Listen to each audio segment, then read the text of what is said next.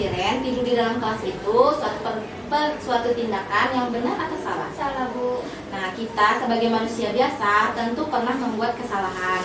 Sekarang kita harus berusaha untuk memperbaikinya.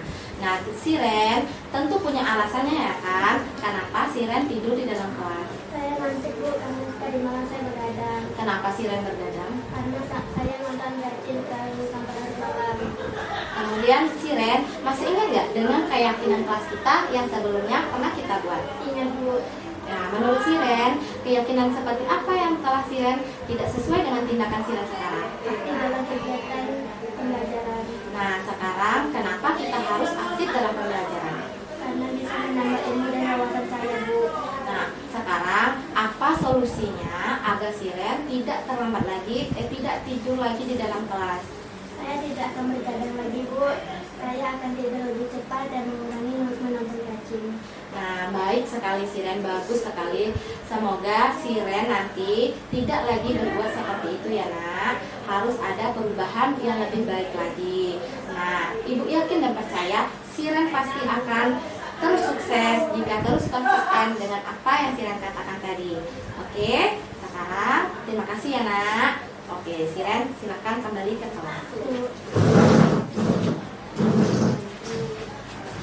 Assalamualaikum, saya Siren. Saya senang dan bahagia ketika Ibu tidak marah dan menghukum saya walaupun saya salah. Saya dan Ibu telah berdiskusi agar saya tidak tidur di kelas lagi. Terima kasih, Ibu. Omalu, omalu, omalu.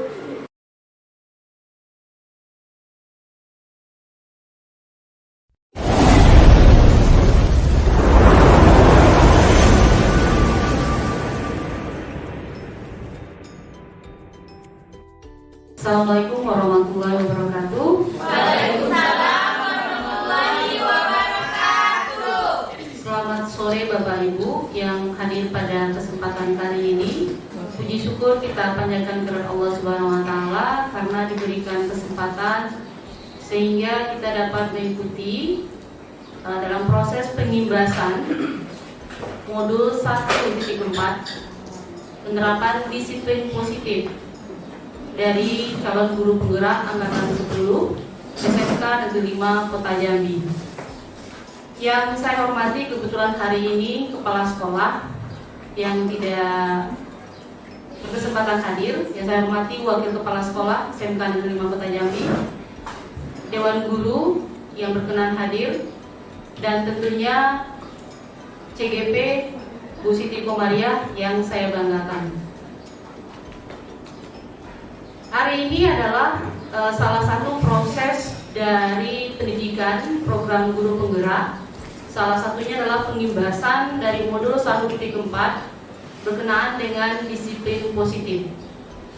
Hal ini disiplin positif kan sudah sering kita dengar, tapi bagaimana sih penerapan sebenarnya? Nanti akan disampaikan langsung oleh Bu Siti Komariah. Kepada Bu Siti kami silakan. Assalamualaikum warahmatullahi wabarakatuh. Waalaikumsalam warahmatullahi wabarakatuh. Mungkin saya berdiri aja ya Bu, saya enak duduk. Oke, sebelumnya yang terhormat Kepala Sekolah SMK Negeri 5 Kota Jambi yang hari ini berhalangan hadir, dan yang saya hormati adalah Bapak Ibu Majelis Guru yang telah berkenan hadir pada dalam kegiatan saya hari ini, yaitu pengimbasan pemahaman dan penerapan budaya positif di SMK Negeri 5 Kota Jambi. Nah, Bapak Ibu, di sini saya menyapa dulu nih. Sudah sore ini masih semangat ya? Semangat. Iya, alhamdulillah masih semangat. Nah, di sini izinkan saya menyampaikan tentang pengimbasan pemahaman dan penerapan budaya positif di SMK Negeri 5 Kota Jambi. Oke Bapak Ibu, sebelumnya saya rasa Bapak Ibu di sini sudah pernah dengar ya apa sih itu budaya positif. Nah, sebelum saya memaparkan materi tentang penerapan budaya positif, nah di sini saya ingin bertanya sedikit kepada Bapak Ibu di sini. Apa itu budaya positif? Ketika Bapak Ibu mendengar kata budaya positif, apa yang terlintas di benak Bapak Ibu gitu? Nah, di sini siapa Bapak Ibu di sini yang mau menyampaikan? Assalamualaikum warahmatullahi wabarakatuh. Menurut pendapat saya, budaya positif adalah nilai-nilai, keyakinan yang kita tanamkan atau suatu kebiasaan yang diterapkan di suatu sekolah agar terciptanya budaya pribadi seorang peserta didik yang baik dan bertanggung jawab serta memiliki karakter yang baik. Itu yang bisa. Oke, terima kasih Bu Saryayu, luar biasa. Tip yang dapat diterapkan di sekolah kita salah satunya itu bentuk tanggung jawab dari siswa, terus kegiatan seperti yasinan, berdeka sakti, Jumat berbagi, dan kegiatan siswa yang kegiatan ekstrakurikuler siswa. Oke, iya benar sekali. Nah, menurut Bapak Ibu, budaya positif itu penting nggak diterapkan di sekolah? Iya, Bu Anggra ini, ya silakan Bu Anggra ini. Kenapa budaya positif perlu diterapkan di sekolah? Karena untuk membiasakan anak-anak kita menjadi pribadi yang lebih bertanggung jawab lagi. Iya, benar sekali Bu. Memang budaya positif itu penting sekali ya kita terapkan di sekolah karena dapat menumbuhkan karakter dari peserta didik kita sehingga sesuai dengan profil pelajar Pancasila kita ya. Nah, selanjutnya di sini,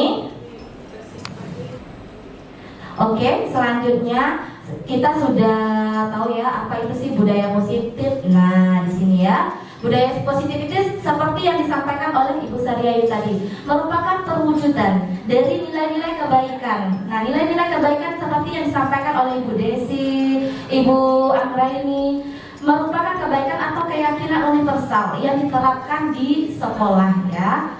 Selanjutnya, nah di sini saya akan memaparkan konsep inti modul dari 1.4 ini tentang budaya positif itu adalah disiplin positif, kemudian nilai-nilai kebajikan, teori motivasi perilaku manusia, hukuman, konsekuensi, dan restitusi. Selanjutnya 5 posisi kontrol guru, kebutuhan dasar manusia, keyakinan kelas, dan terakhir adalah segitiga restitusi. Nah, saya akan memaparkan di sini satu persatu. Yang pertama, disiplin positif. Tentunya Bapak Ibu di sini sudah tahu apa sih itu disiplin positif ya kan? Nah, disiplin positif itu berasal dari kata bahasa Latinnya adalah disciplina, yaitu belajar. Belajar tentang apa sih? Yaitu disiplin itu adalah belajar tentang bagaimana kita cara mengontrol diri kita sehingga tercapai tujuan mulia, yaitu menjadi seorang diri yang diinginkan berdasarkan nilai-nilai diri kita hargai. Di mana disiplin positif ini adalah dapat mengontrol diri dalam melakukan segala tindakan tanpa adanya paksaan atau imbalan. Sehingga penerapannya disiplin positif itu adalah untuk mengajarkan murid kita bertanggung jawab dan menumbuhkan kesadaran diri berdasarkan nilai-nilai kebajikan. Banyak sekali ya nilai-nilai kebajikan. Contohnya tadi adalah nilai kebajikan bertanggung jawab. Nah, di sini dengan adanya disiplin positif ini sehingga dapat menumbuhkan karakter dari peserta didik sehingga peserta didik kita menjadi lebih bertanggung jawab.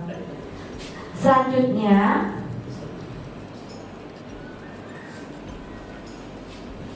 setelah disiplin positif, kita akan memasuki tentang disiplin positif juga di lingkungan sekolah.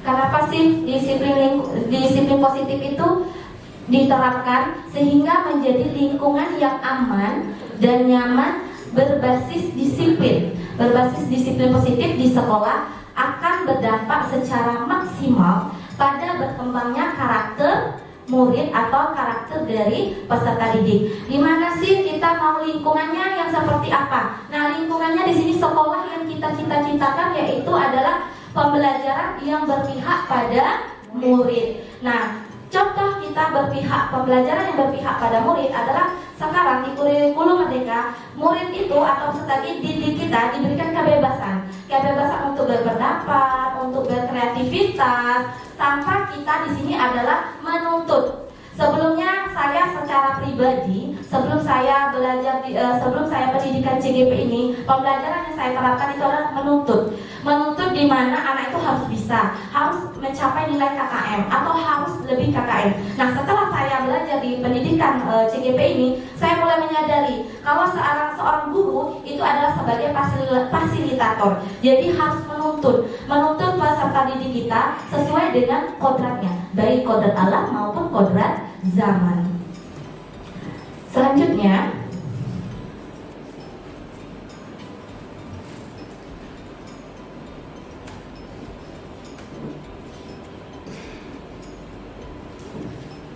nah, di sini ada nilai-nilai kebajikan. Apa sih nilai-nilai kebajikan? Seperti yang disampaikan tadi sudah sedikit sekilas tentang nilai-nilai kebajikan, yaitu adalah sifat-sifat positif. Nah, nilai-nilai sifat-sifat positif manusia yang merupakan tujuan mulia yang ingin dicapai setiap individu. Kemudian, nilai-nilai kebajikan ini bersifat universal, lintas bahasa, tanpa kita membedakan suku, bahasa, kemudian agama maupun latar belakang dari peserta didik kita. Adapun nilai-nilai kebajikan yang ingin kita capai, baik peserta didik kita maupun peserta didik di seluruh Indonesia, yaitu adalah yang sering kita kenal dengan profil pelajar Pancasila, di mana profil pelajar Pancasila itu adalah beriman, bertakwa kepada Tuhan Yang Maha Esa, dan berakhlak mulia. Kemudian mandiri, bernalar kritis, berkemewahan global, dan kreatif. Nah, di sini untuk teori motivasi perilaku manusia. Sekarang Bapak Ibu tolong direnungkan sendiri untuk dirinya sendiri sebagai seorang guru, sebagai seorang pendidik. Saat Anda hadir mengajar di kelas tepat waktu, motivasi apakah yang mendasari tindakan Anda? Nah, silakan tanyakan ke pribadi Bapak Ibu masing-masing. Kira-kira motivasi seperti apa? Bisa Bapak Ibu di sini yang ingin menjawab? Iya, Ibu Anggraini. Baiklah, motivasi apa yang mendasari saya untuk melakukan tindakan mengajar ataupun hadir di kelas tepat waktu, yaitu untuk memberi contoh kepada anak-anak bahwasanya kita itu harus belajar disiplin, untuk hadir di kelas ketika mereka mau masuk ke kelas. Nah, jadi kita mencontohkan mereka bahwasanya disiplin itu penting. Iya, luar biasa sekali Bapak Ibu. Kita di sini sebagai seorang pendidik, sebagai seorang guru, itu adalah menjadi suri tauladan bagi peserta didik kita. Nah, seandainya kita ajak tidak tepat waktu, gimana kita mau memberikan contoh yang baik kepada anak-anak kita ya. Nah, sebelum anak-anak kita didik, kita perbaiki dulu diri kita sendiri. Apakah kita sudah menjadi guru yang tepat waktu atau yang disiplin? Nah, di sini ada teori motivasi perilaku manusia. Nah, seperti yang disampaikan oleh Ibu Anggraini tadi, berarti dia adalah termasuk kepada teori motivasi perilaku manusia yang ketiga. Nah, ada nggak kira-kira di sini yang menjadi motivasi perilaku manusia yang pertama dan kedua? Di mana yang pertama itu adalah apakah Anda datang tepat waktu karena tidak ingin ditegur oleh atasan? Nah, ada nggak kira-kira di sini? Dan Anda kemudian mendapat surat peringatan, artinya guru masuk di sini rajin tepat waktu cuma karena takut ditegur sama kepala sekolah, maupun dapat surat cinta dari Pak Indra ya. Kemudian perilaku yang kedua, Anda ingin mendapatkan pujian. Nah, mendapatkan pujian dari atasan Anda dan mendapatkan penghargaan sebagai karyawan atau guru berprestasi. Ya, sebenarnya di sini Anda ingin mendapatkan pujian, rajinnya Ibu tuh tepat waktu, ya kan? Jadi kita di sini ada motivasi yang ingin dipuji atau mendapatkan penghargaan dari tepat waktu gitu ya. Tapi ada baiknya. Kita di sini saya yakin dan percaya Bapak Ibu di sini adalah motivasi dirinya perilaku manusianya adalah yang ketiga ya, yang menghargai nilai-nilai diri sendiri, di mana Anda ingin menjadi orang yang menghargai waktu seperti yang disampaikan oleh Ibu Anggraini tadi, menghargai diri Anda sendiri sebagai teladan. Nah, sebagai teladan kita sebagai pendidik ini adalah sebagai teladan bagi murid-murid kita, karena kita percaya tindakan kita sebagai guru akan dicontoh oleh murid-murid kita. Nah, manakah motivasi yang paling kuat? Nah, silakan di sini tanyakan kepada Bapak Ibu, kira-kira motivasi manakah yang paling kuat mendasari tindakan Anda? Mudah-mudahan dan saya yakin dan percaya motivasi perilaku manusia di sini adalah motivasi perilaku yang ketiga ya, yang itu menghargai nilai-nilai yang ada pada dirinya sendiri. Mungkin sampai sini bisa dipahami ya Bapak Ibu ya. Oke, kita lanjut.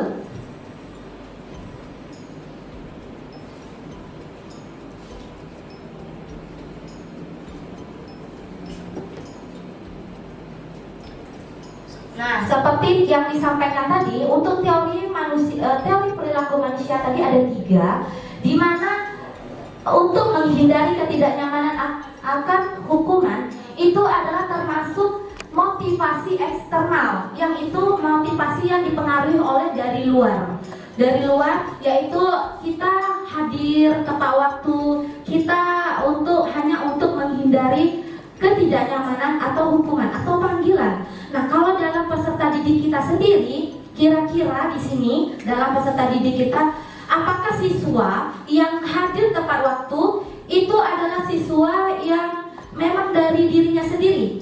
Enggak juga ya kan? Ada juga siswa kita yang hadir tepat waktu karena mungkin takut dimarahin emaknya. Nah, ada juga mungkin dia takut kena hukuman, atau karena dia rajin datang tepat waktu juga, mungkin dia nggak mau nanti disuruh nyuci WC. Nah ya, jadi motivasi-motivasi yang seperti itu adalah motivasi eksternal yang dipengaruhi dari luar, atau dia untuk mendapatkan imbalan atau penghargaan dari orang lain, seperti datanglah dia tepat waktu, contohnya anak kita datang tepat waktu, biar dia nanti dikasih reward sama wali kelasnya atau seperti itu ya. Tapi untuk di kurikulum mereka, reward itu sudah tidak baik ya, tidak bagus lagi untuk diterapkan. Nah, yang kita inginkan seperti apa sih? Peserta didik yang seperti apa yang kita inginkan di sini?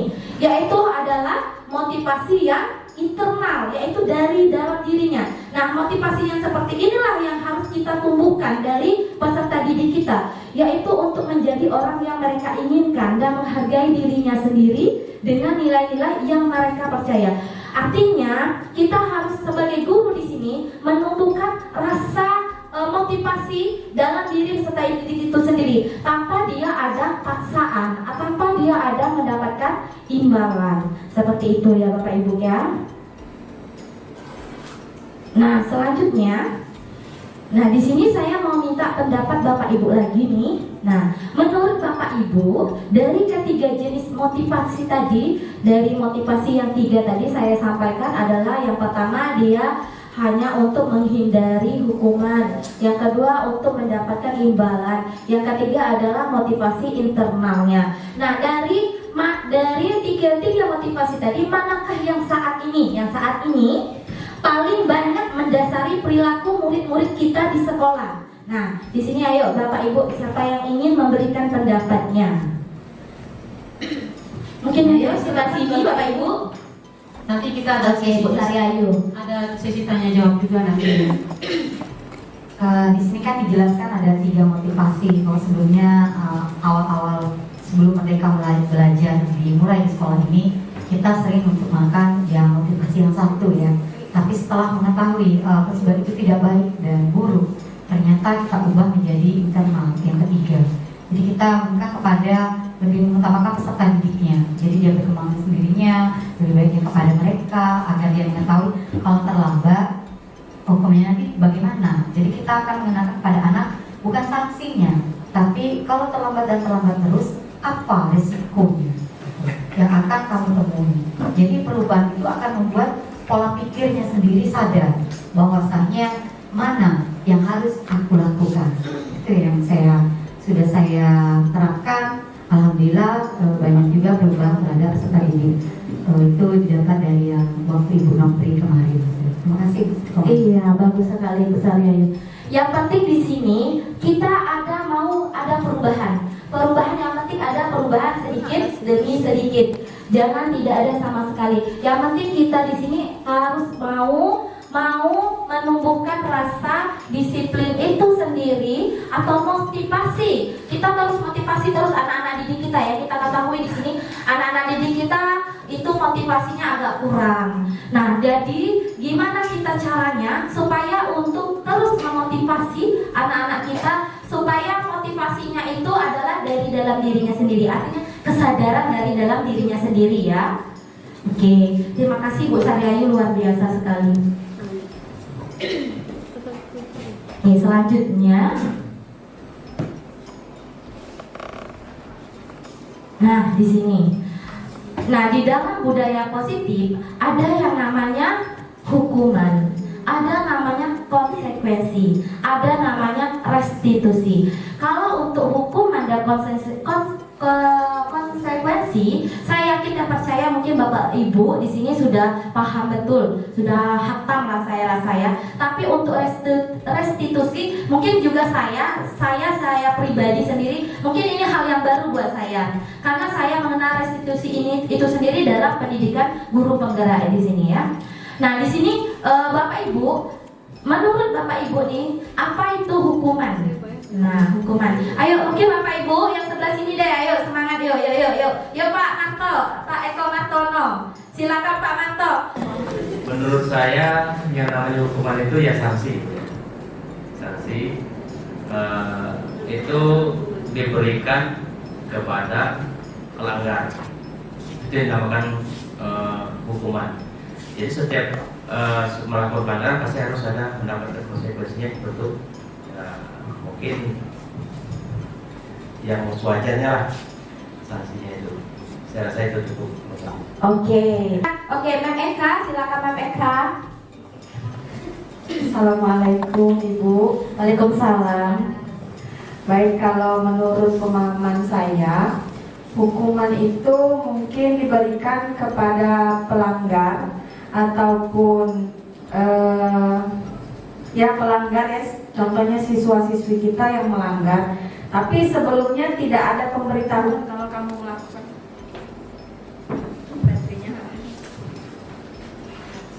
Kalau kamu melakukan ini, nanti hukumannya ini.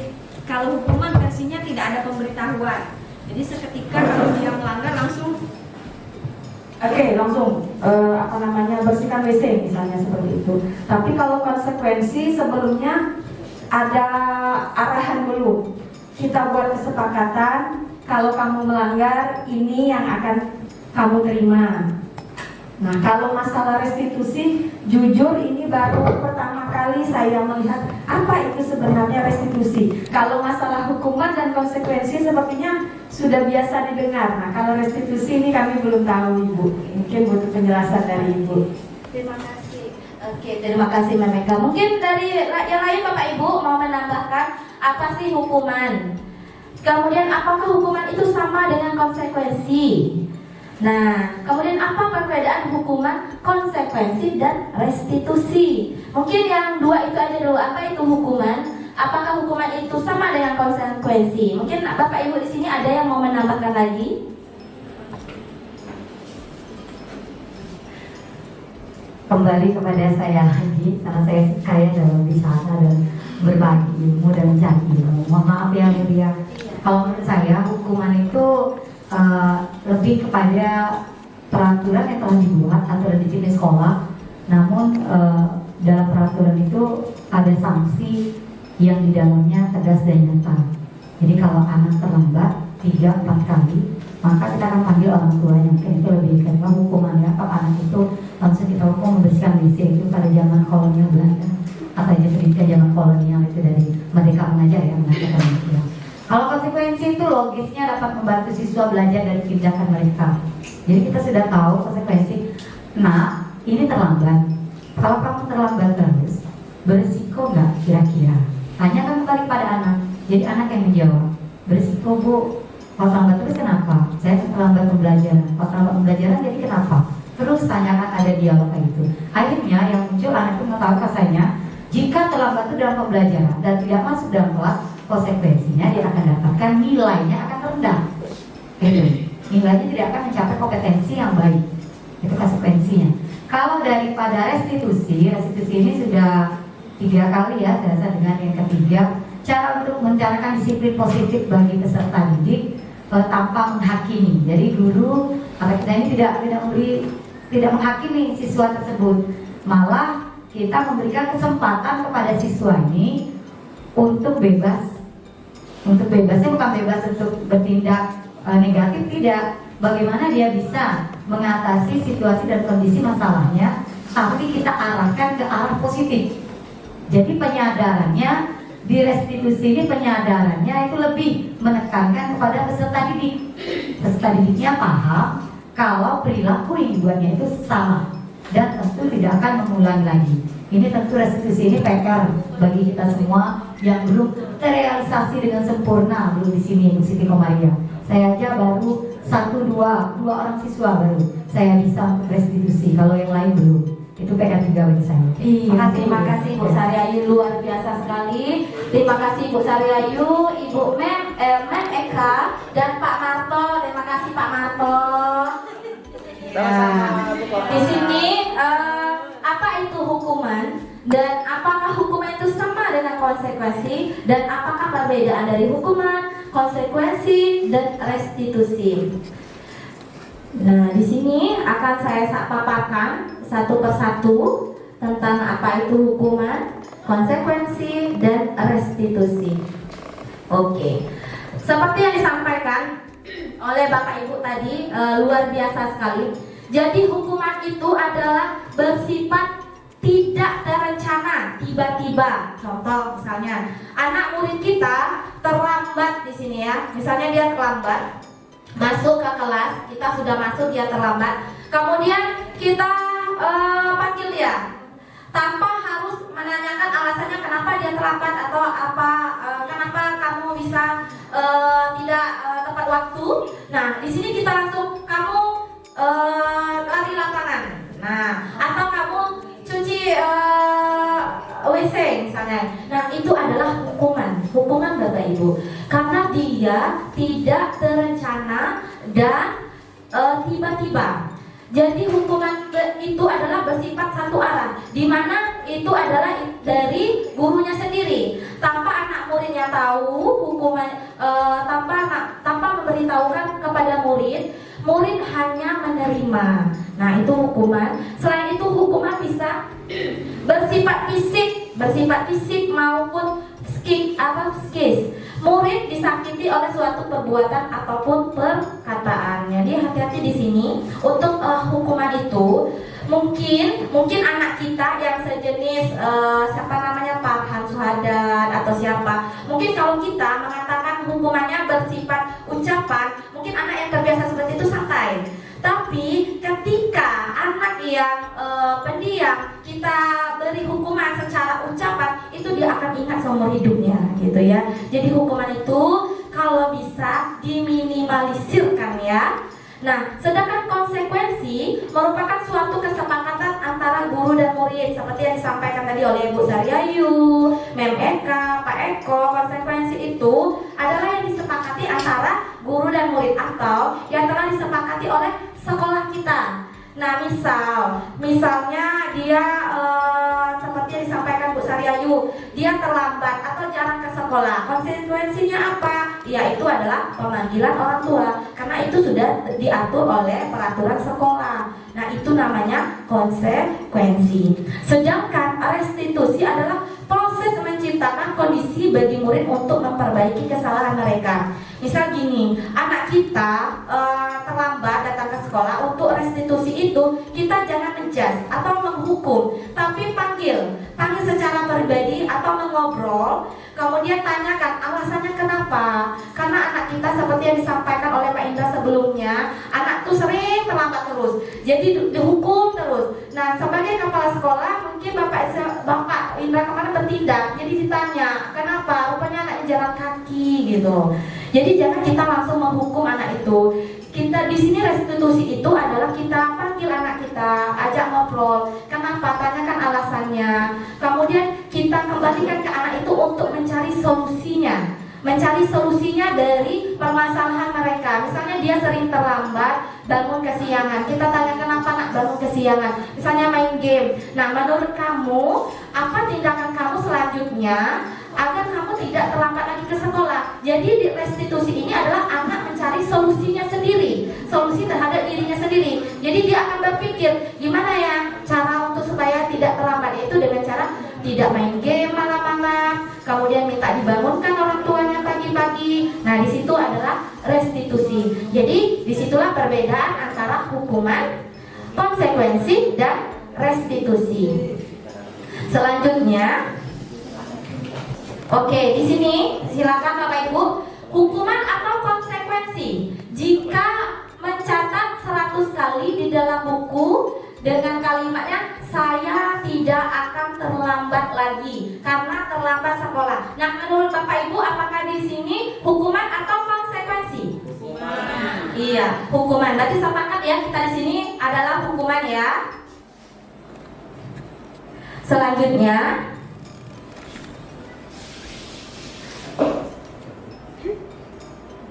nah, di sini hukuman atau konsekuensi mengganti suatu barang kepada orang lain karena kita menghilangkan barang tersebut.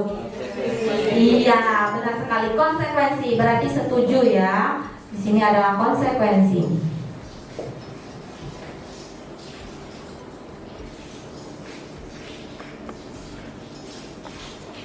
Nah, nih.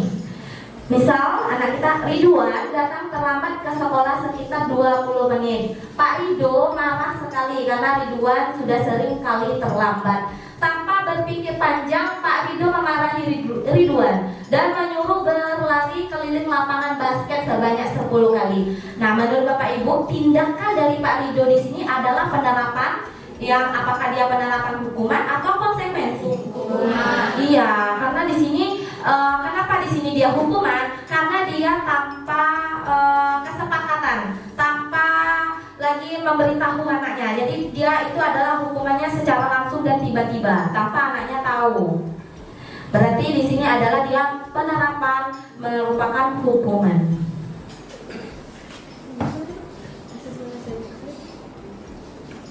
Nah, selanjutnya Cinta. Di sini ada kasus lagi. Cinta bangun kesiangan sehingga terburu-buru berangkat ke sekolah.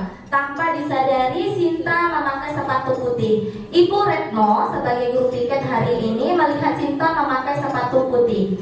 Ibu Retno meminta Cinta untuk melepaskan sepatu putihnya. Tindakan ini apakah merupakan hukuman atau konsekuensi? Konsekuensi. Iya, setuju, konsekuensi. Karena apa? Mungkin di dalam sekolah itu ada peraturan tidak boleh memakai sepatu putih.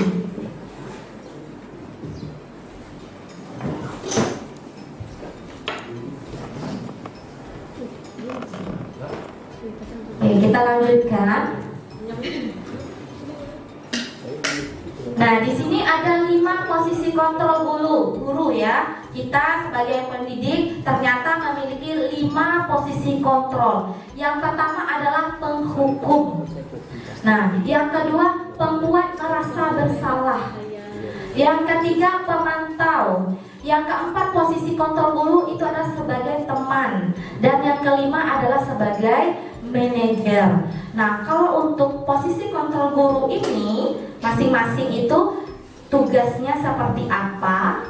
Nah, untuk penghukum, pembuat masalah, memantau, posisi kontrol guru sebagai teman dan manajer. Kira-kira di sini posisi kontrol kita sebagai apa? Apakah sebagai penghukum, pembuat merasa bersalah, sebagai teman, atau pemantau, atau manajer? Jika sebagai penghukum, guru posisi kontrolnya sebagai penghukum itu adalah menghardik. Tahu ibu menghardik? Berteriak, marah, menunjuk-nunjuk gitu ya. Kemudian menyakiti dan menyindir. Untuk menyakiti ini bisa bentuknya fisik atau bentuknya ucapan juga, verbal ya. Nah, guru berkata di sini sebagai penghukum adalah kalau kamu tidak melakukannya, awas kamu ya. Nah, itu adalah sebagai penghukum. Posisi kontrol guru itu sebagai penghukum. Nah, di sini hasilnya, kira-kira hasilnya akan lebih baik? Apakah membuat murid itu atau peserta didik kita akan berubah?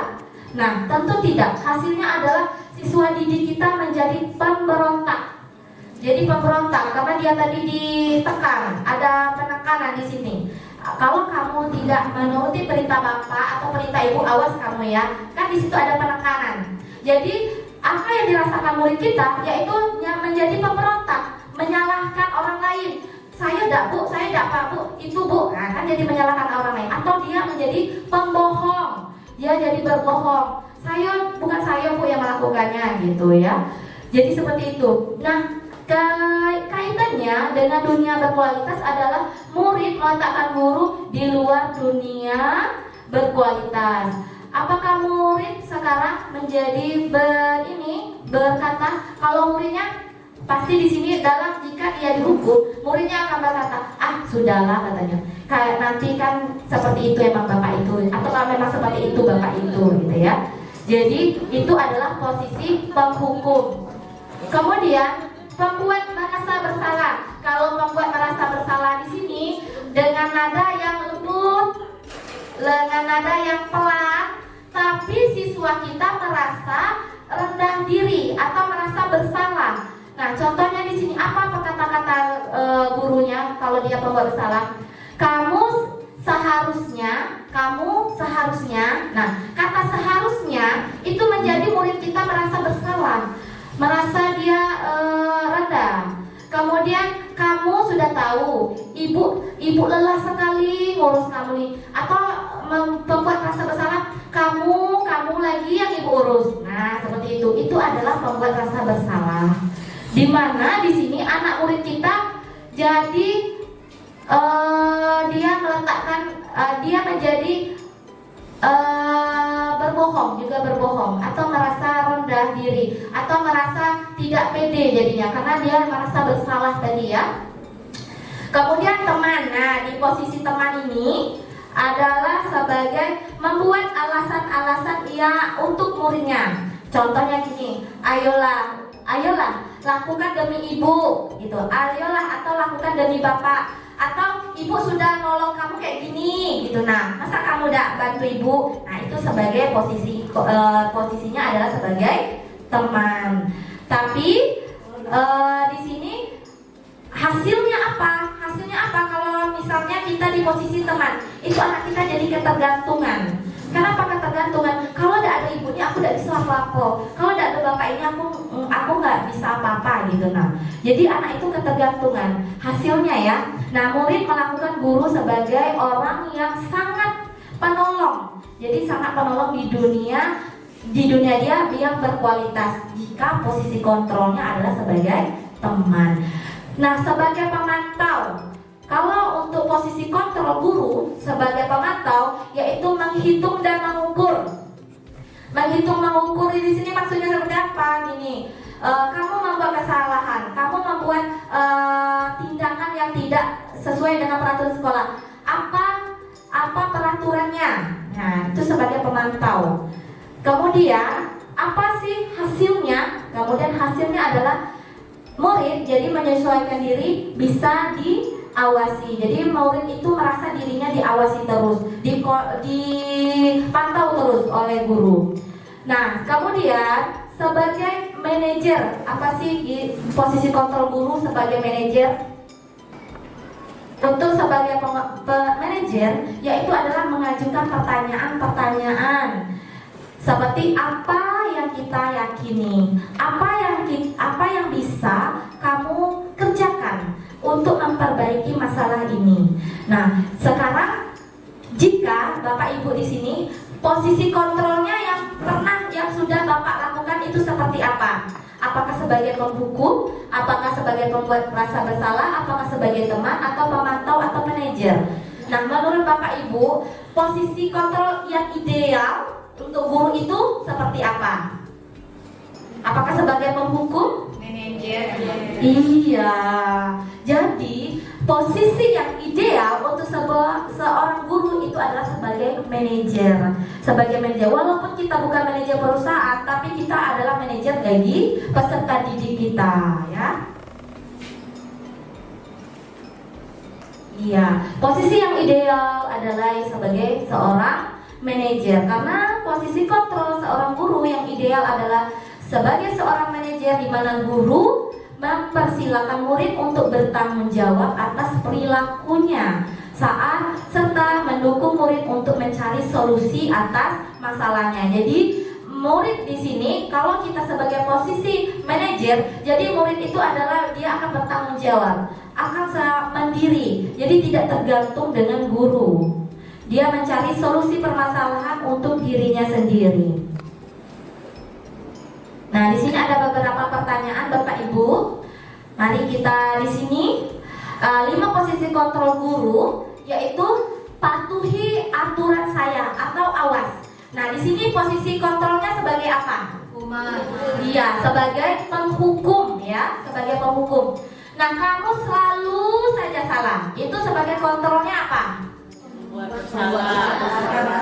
Iya, pembuat merasa bersalah. Kemudian yang ketiga, ibu sangat kecewa sekali dengan kamu. Iya, pembuat merasa bersalah, ya. Kemudian berapa kali Bapak harus memberitahu kamu, ya? Nah, itu sebagai kontrolnya sebagai apa? Sebagai pemantau. Iya, kalau pemantau dia mengukur. Nah, yang selanjutnya, gimana coba?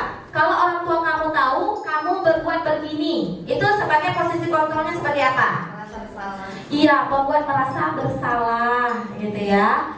Kemudian, ayo bantulah demi Bapak, ya.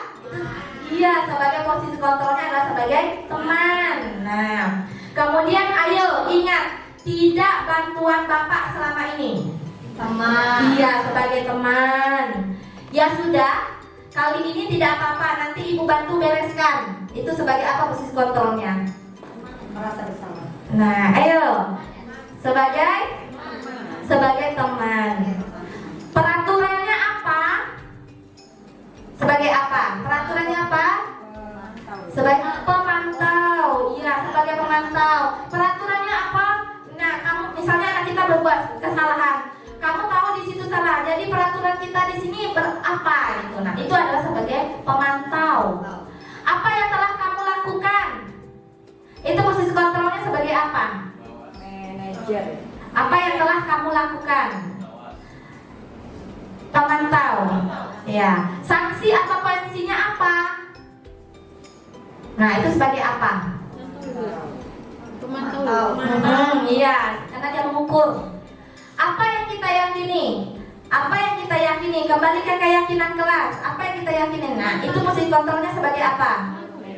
Manajer. Iya. Apakah kamu meyakininya? Manajer, betul. Jika kamu meyakininya, apakah kamu bersedia memperbaikinya?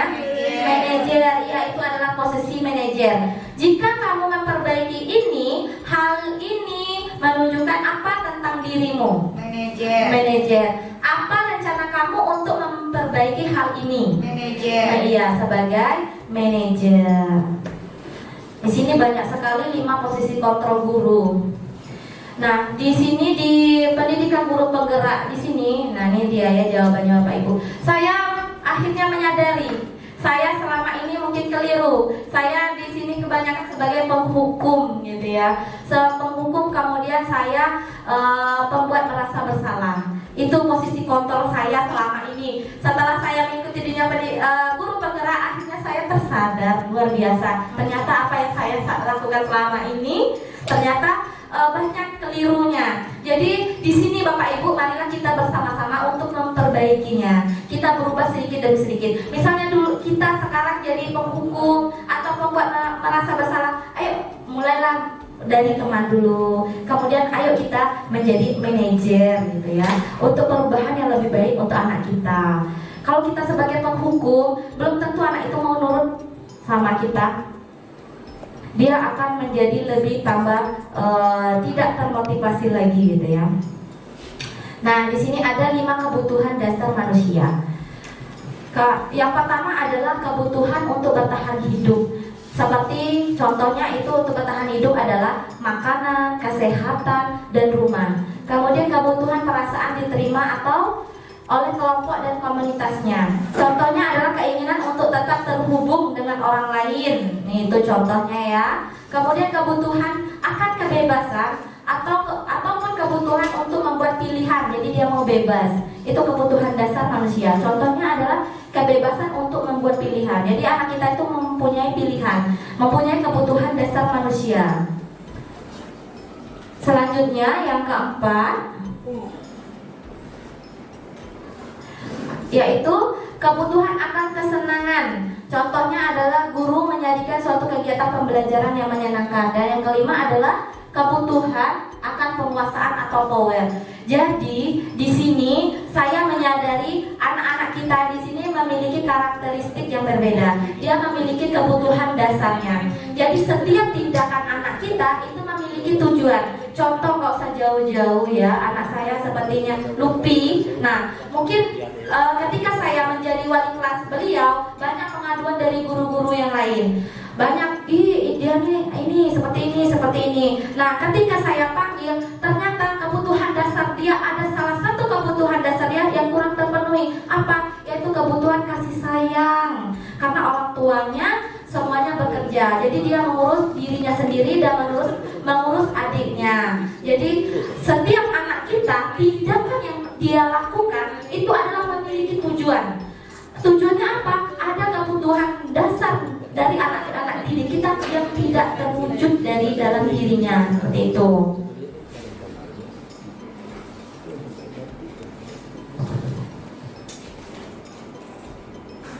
Nah, di sini ada kebutuhan dasar tadi yang seperti yang telah saya sampaikan. Dengan kita mengetahui kebutuhan dasar kita sebagai manusia, dengan mengidentifikasi kebutuhan apa yang mendorong perilaku murid kita, maka akan ada perubahan yang positif, perubahan yang lebih baik. Dapat dimulai dengan mencari solusi. Jadi solusinya apa? Seperti anak saya tadi si Lupi, solusinya seperti apa? Jadi saya melakukan pendekatan ke orang tuanya. Jadi solusinya apa? Jadi orang tuanya menjadi lebih perhatian lagi kepada anaknya, seperti itu ya. Dengan kita mengetahui kebutuhan dasar-dasar dari anak kita. Nah, di sini ada keyakinan kelas. Kenapa namanya keyakinan? Tidak kesepakatan, bukan peraturan. Nah, kenapa di sini ayo? Kenapa keyakinannya? Nah, seperti ini ya. Saya contohkan. Nah, di sini kita untuk menentukan mengapa itu keyakinan, mengapa tidak kesepakatan, mengapa tidak peraturan. Nah, di sini ada beberapa pertanyaan yang mengarahkan kepada keyakinan. Mengapa kita memiliki peraturan tentang penggunaan helm pada saat mengendarai kendaraan roda 2 atau motor? Kira-kira kenapa? Nilainya kenapa? Kenapa kita memiliki peraturan tentang penggunaan helm? Keselamatan, bagus sih, benar. Apalagi? Selain keselamatan, ada lagi nggak? Kemudian yang kedua, kenapa ada peraturan siswa dilarang merokok di sekolah? Kenapa? Kesehatan, bagus, luar biasa. Bapak Ibu sudah sore tetap semangat. Iya, kenapa ya? Nah, di sini dia. Kenapa? Nah, di sini ya. Kenapa kita memiliki peraturan tentang penggunaan helm? Nah, nilai yang terdapat pada penggunaan helm ini adalah seperti yang disampaikan Ibu Nyimas tadi, yaitu tentang keselamatan. Kenapa keselamatan? Maka nilai yang kita sebut sebagai keyakinan. Keyakinan yang mana? Yaitu adalah keselamatan. Nah, nilai keselamatan itulah sebagai keyakinan. Kemudian kenapa ada peraturan siswa dilarang merokok? Karena kesehatan, betul. Kesehatan itulah yang merupakan keyakinan. Jadi kita yakin. Maka di situ dengan keyakinan itu memiliki nilai-nilai yang ada perubahannya. Jadi apa sih keyakinan? Nah, tadi dari contoh dua contoh itu kita menentukan keyakinan itu adalah nilai-nilai kebajikan universal yang disepakati secara tersirat dan tersurat, terlepas dari latar belakang suku, bangsa, dan negara.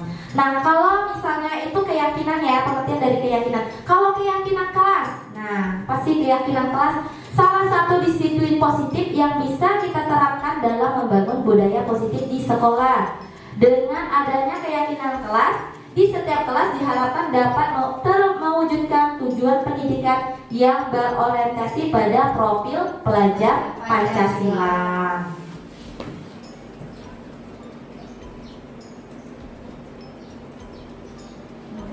Nah, pembentukan keyakinan kelas yang pertama adalah keyakinan kelas lebih bersifat abstrak daripada peraturan. Jadi bahasa untuk keyakinan kelas itu lebih simpel. Kemudian keyakinan kelas berupa pernyataan-pernyataan universal. Kemudian pernyataan keyakinan kelas senantiasa dibuat dalam bentuk positif. Misalnya seperti ini, contoh peraturan yang ada di sekolah kita yang paling gampang apa? Dilarang membuang sampah sembarangan. Itu kan peraturan.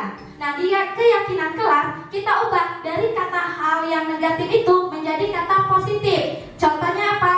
Membuanglah sampah pada tempatnya. Jadi dari peraturan kita ubah menjadi kalimat positif. Kemudian kita tentukan keyakinannya. Nilainya apa? Kalau untuk membuang sampah pada tempatnya, nilai keyakinannya apa? Kebersihan. Nah, di situ maksudnya keyakinan kelas tadi. Selanjutnya keyakinan kelas hendaknya tidak terlalu banyak, jadi nggak usah banyak-banyak. 5-6 keyakinan kelas, tapi anak kita memahami dan mematuhi. Keyakinan kelas sebaiknya sesuatu yang dapat diterapkan di lingkungan tersebut. Jadi yang lebih gampang aja keyakinan kelasnya. Selanjutnya, nah di sini ada tuliskan keyakinan kelas atau nilai kebajikan. Kembalikan barang ke tempatnya. Itu nilainya apa? Nilai kebajikannya? Kerapian. Dilarang mengganggu orang lain. Nilai kebajikannya apa? Keamanan. Kenyamanan. Apa lagi? Kerukunan. Saling menghargai. Di situ nilai keyakinan. Hadir di sekolah 15 menit sebelum pembelajaran dimulai.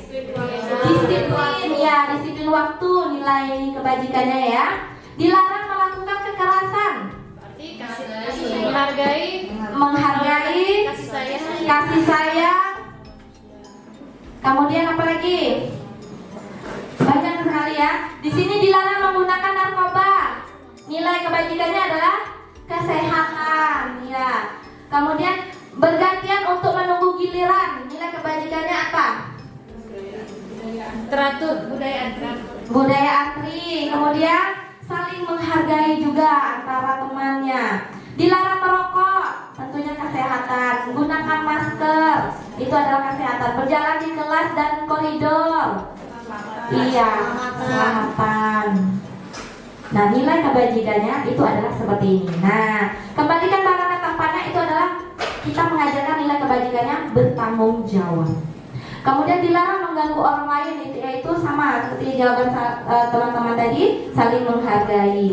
Hadir di sekolah 15 menit itu adalah menghormati orang lain atau komitmen atau disiplin. Nah, kemudian dilarang melakukan kekerasan, yaitu keamanan atau saling menghargai. Dilarang menggunakan narkoba, yaitu kesehatan. Bergantian atau menunggu giliran itu adalah menghormati orang lain atau berempati. Dilarang merokok, kesehatan dan keamanan.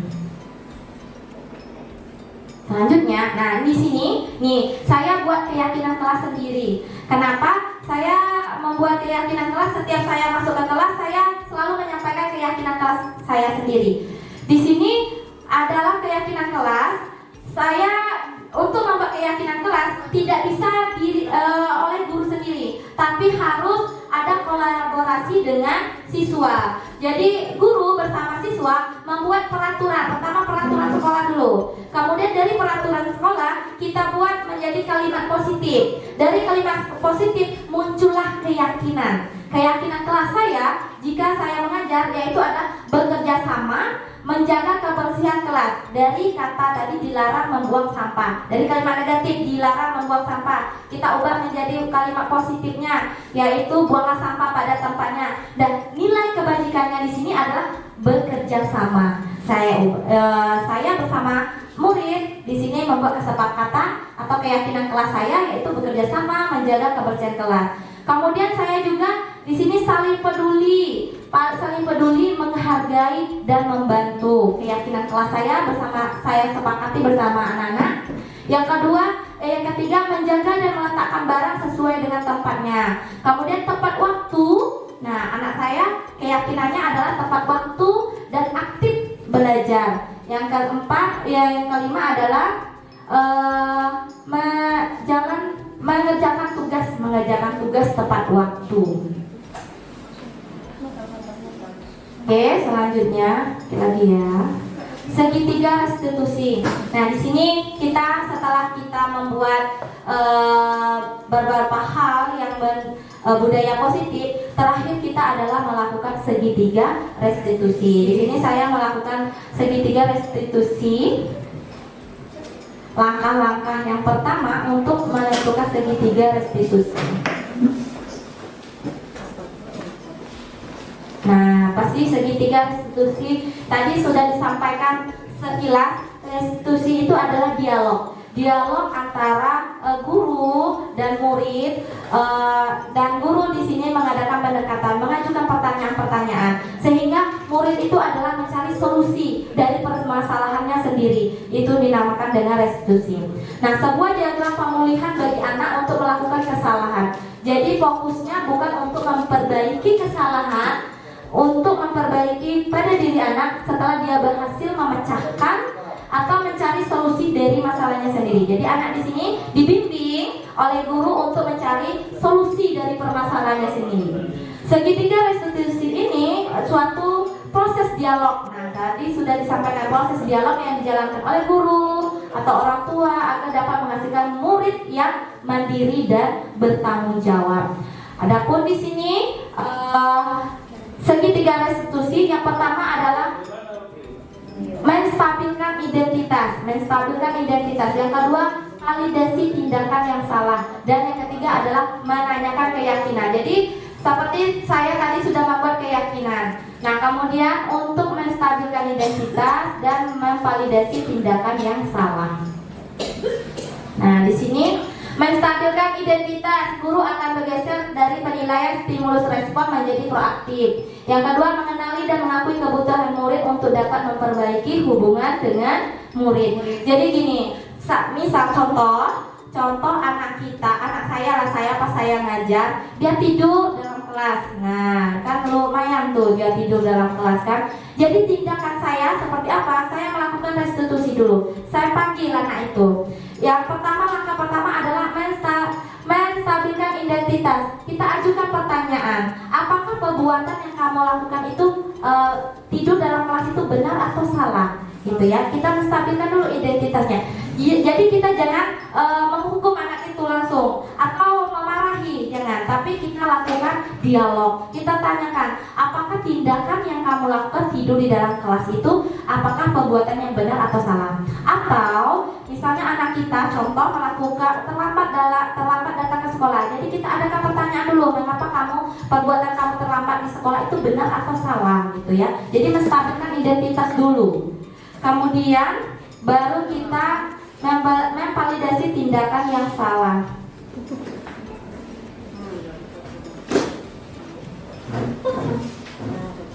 Nah, di sini memvalidasi tindakan yang salah.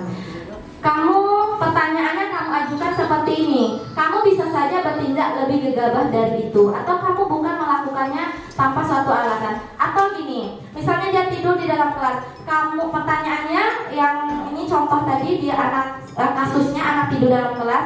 tindakan kamu di dalam tidur di dalam kelas itu, apakah kamu apa alasan kamu gitu. Kita tanya alasannya dulu. Setelah kita menstabilkan identitas, kita validasi tindakan yang salah gitu. Kita tanya kenapa kamu, apakah kamu melakukan tidur di dalam kelas itu, alasannya kenapa gitu ya.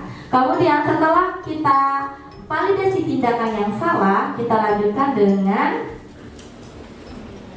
menanyakan keyakinan. Nah, dari 5 keyakinan yang telah saya buat tadi, seperti ini saya contohkan, tanyakan. Nah, dari tindakan kamu tidur di dalam kelas tadi, keyakinan yang mana yang kamu tidak sesuai dengan perbuatan kamu? Oh, kami Bu tidak aktif dalam mengikuti pelajaran. Nah, jadi dia tahu sendiri kesadaran dia. Jadi dia mencari sendiri solusinya. Yang terbaik untuk dia apa gitu.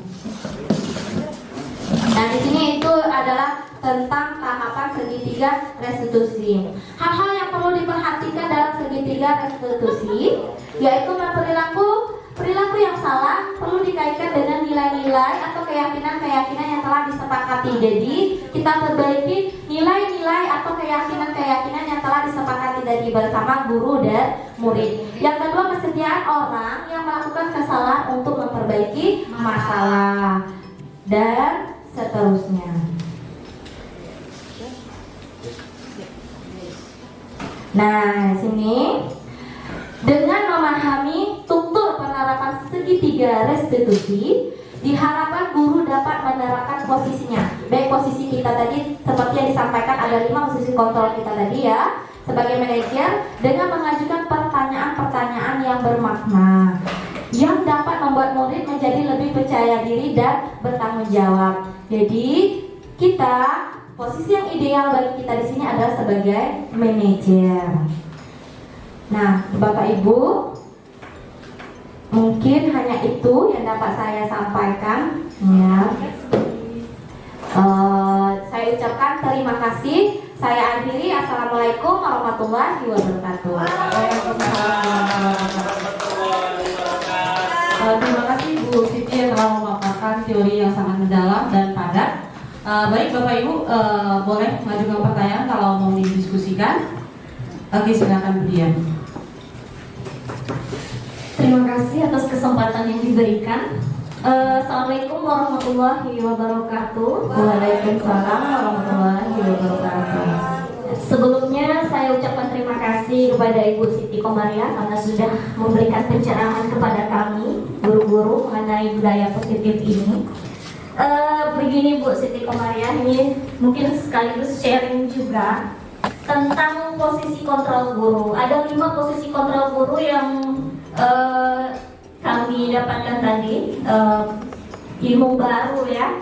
Yang pertama itu sebagai penghukum, kemudian membuat merasa bersalah, sebagai teman, pemantau, dan manajer.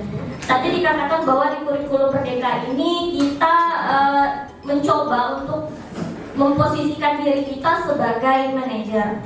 Tapi pada kenyataannya Bu Siti Komaria, pada zaman ini kan anak-anak kita berbeda dengan zaman kita dulu, begitu. Kita mengharapkan ada timbul kesadaran diri dari anak-anak kita, tapi ini sepertinya memang sangat sulit, terutama untuk menumbuhkan karakter. Karakter itu kan sebenarnya harus dibentuk sejak dini.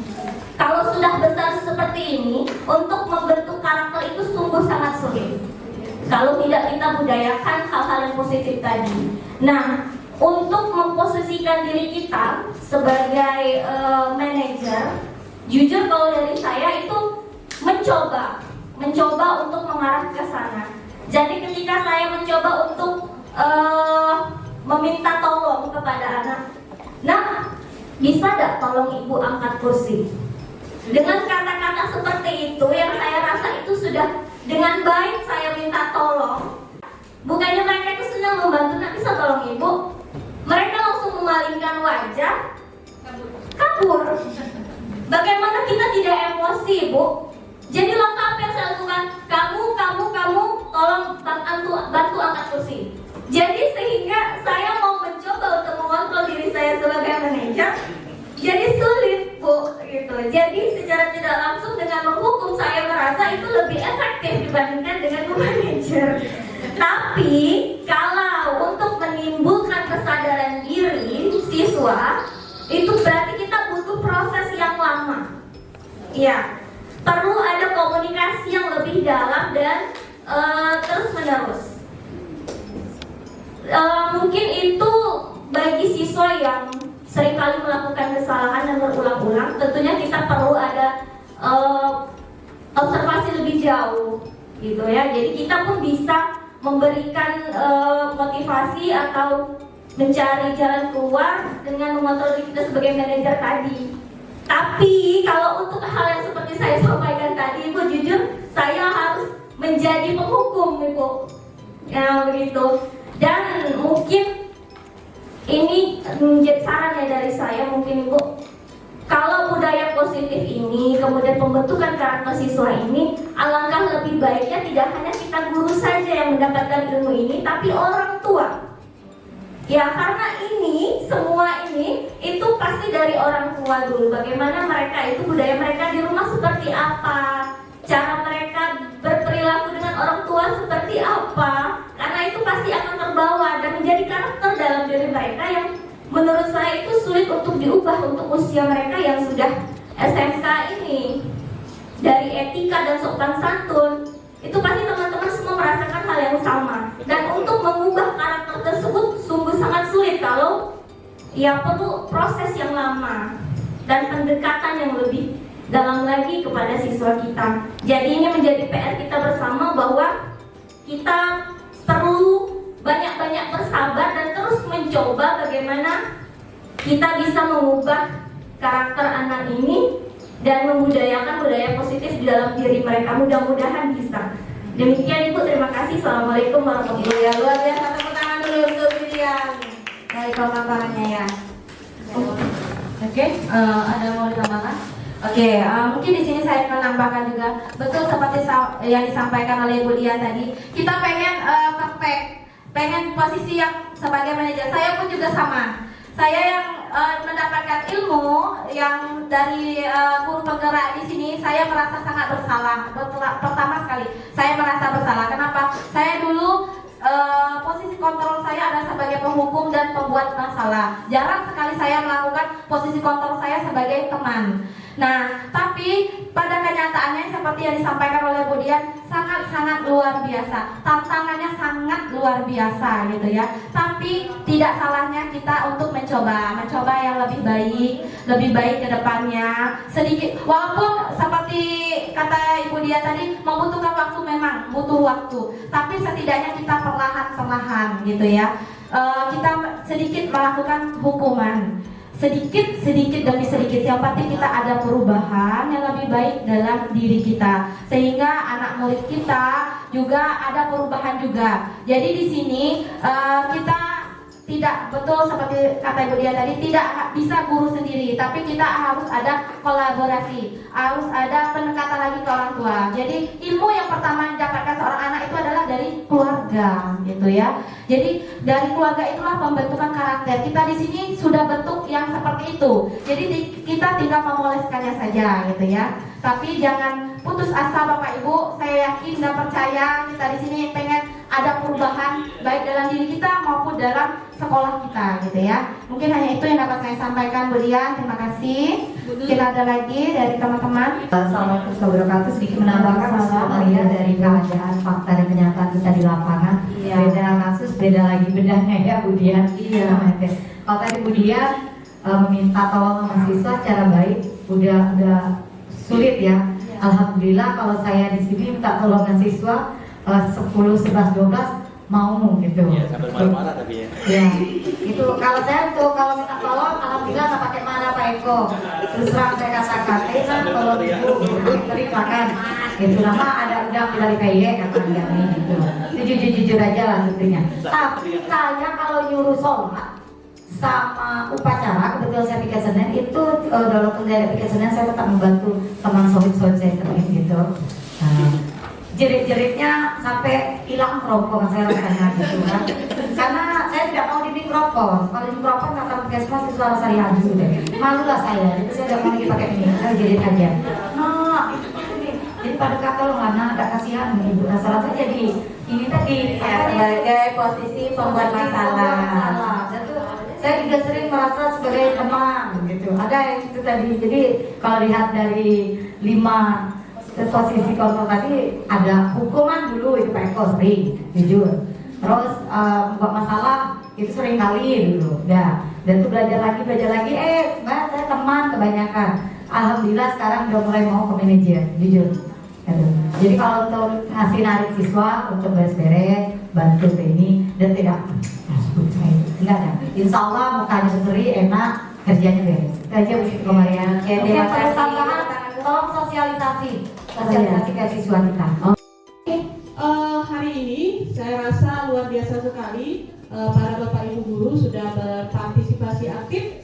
Saya sudahi dengan Assalamualaikum warahmatullahi wabarakatuh. Waalaikumsalam warahmatullahi wabarakatuh. Waalaikumsalam warahmatullahi wabarakatuh.